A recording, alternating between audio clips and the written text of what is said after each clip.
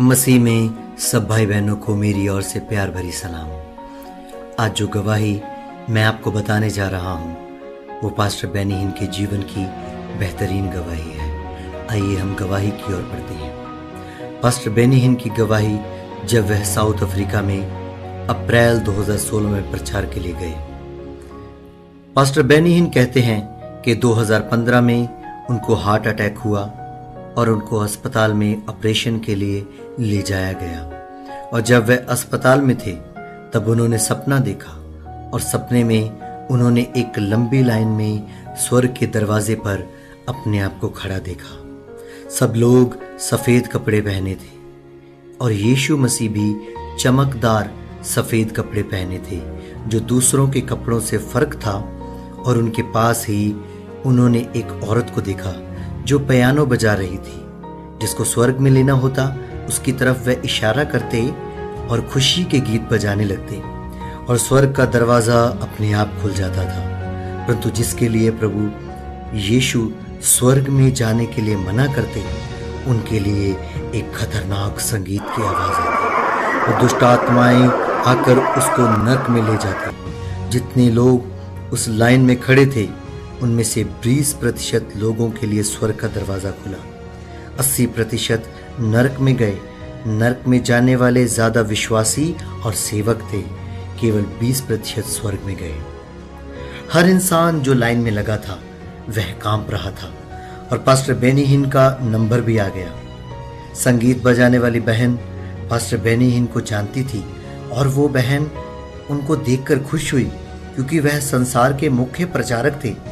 लेकिन जब यीशु ने उनको देखा तब उनको पता चला कि यीशु उनसे खुश नहीं है। और पास्टर बेनी हिन ने कहा कि मैं जोर जोर से कांपने लगा और डरने लगा क्योंकि मैं समझ गया कि मैं स्वर्ग के दरवाजे में नहीं जा सकता।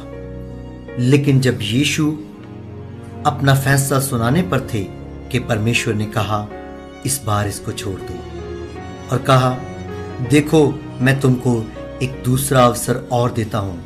प्रभु के दास बेनी हिन अपनी सेवकाई के बारे में आज कहते हैं कि हर प्रभु के सेवक को 2 काम करने हैं। एक काम है कि परमेश्वर के दिए हुए वरदानों के द्वारा प्रचार करना और चमत्कार करना, और दूसरा काम हर दिन परमेश्वर के साथ साथ चलना और उससे संगति करना। लेकिन उनका कहना है कि 2010 में उनका तलाक हो जाने के कारण उनकी संगति परमेश्वर से टूट गई और परमेश्वर उनसे दूर हो गए। उनके तलाक हो जाने के कारण उनको पैसे का भी नुकसान हुआ। उनका परिवार टूट गया, करोड़ों रुपया उनका बर्बाद हो गया, परमेश्वर से संगति भी खत्म हो गई। अजीब बात यह थी कि परमेश्वर से दूर हो जाने के बाद भी उनकी सेवकाई में चमत्कार होते थे। उनका कहना है कि प्रभु से दूर होने के बाद भी लोगों को ऐसा दिखाते थे जैसे कि प्रभु उनके साथ हो, परंतु यह सच्चाई नहीं थी। यह समझने वाली बात है कि चमत्कार तो होते रहेंगे चाहे आप परमेश्वर के साथ हों या ना हो, लेकिन स्वर्ग के दरवाजे में प्रवेश करना यह तो आपका जीवन परमेश्वर के साथ कैसा है इस पर आधारित है। आपका रिश्ता यीशु के द्वारा परमेश्वर के साथ ठीक होना चाहिए।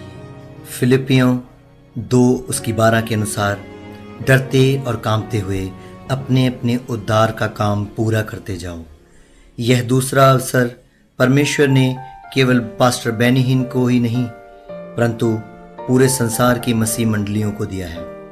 इससे पहले दरवाजा बंद हो जाए हमको उसकी दया से उसकी बाहों में रहकर स्वर्ग में जाने के लिए तैयार रहना है। समय बहुत कम है।